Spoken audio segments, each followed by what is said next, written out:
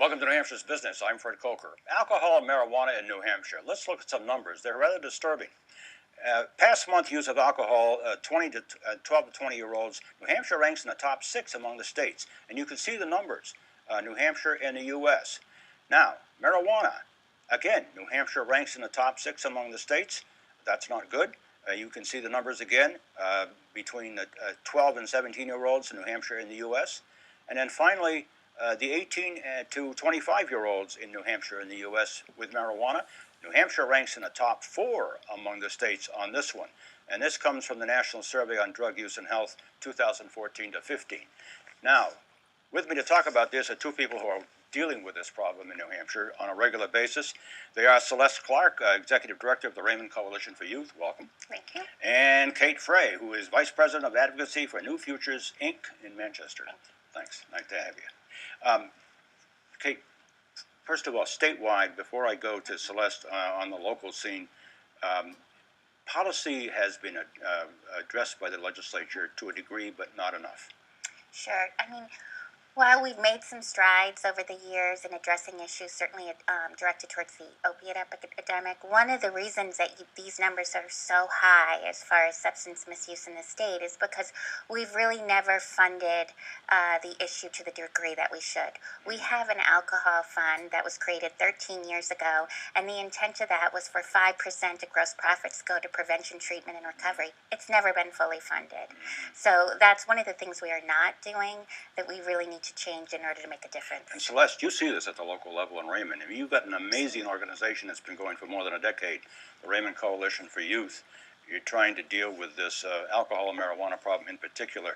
What are you seeing on the ground? Because it's indicative of other communities as well. Absolutely. Kids and even families are inundated with alcohol ads, alcohol in their homes, every place they turn. If they're on the TV, the computer, there's all kinds of ads for alcohol and marijuana, especially now marijuana. There's a lot of confusion around that. Is it legal? Is it decriminalized? Medical marijuana? It's very confusing for young people. Yeah, it is. Let's put a graph up that you brought with you from Raymond. And you're looking at 2007 to 2017. Alcohol is indicated in the blue color and marijuana in the green color.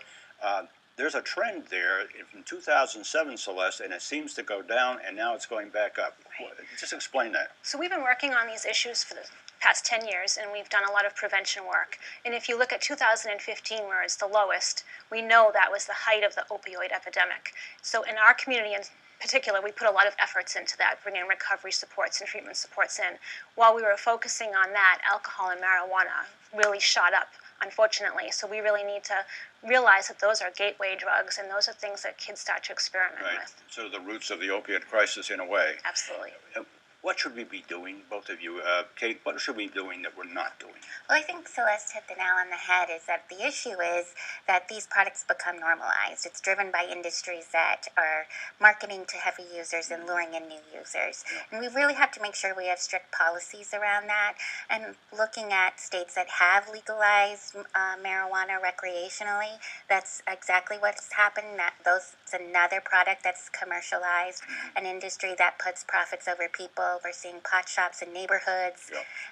And so we really have to make sure we put our people first. The thing that's most disturbing, Celeste, about the numbers that you put up is 12-year-olds. Yes. That young. Kids start young. It's available to them. And if people don't talk to them on a regular basis and let them know about the dangers and the consequences of using, that's a serious part of it. And that's got to be tough for you, and you have a lot of volunteers working with you. We do, yes. And you've got really a model program in Raymond. I've looked at your website and what you're doing, and it's really good. And other communities probably ought to look at that. And I know there's a problem across the state and a lot of efforts to deal with it, but we need to do more. And I know, and you've made your points. Thank you. All too short, but I think we made the point. Celeste Clark, Executive Director of the Raymond Coalition for Youth, and Kate Frey, Vice President of Advocacy for New Futures, Inc. in Manchester. Thanks. Thank you. If you want to look at those disturbing numbers again about alcohol and marijuana in New Hampshire, you can go to WMUR.com, click on menu at the top left of the website, go to local news, click on that, and then scroll down to New Hampshire's Business.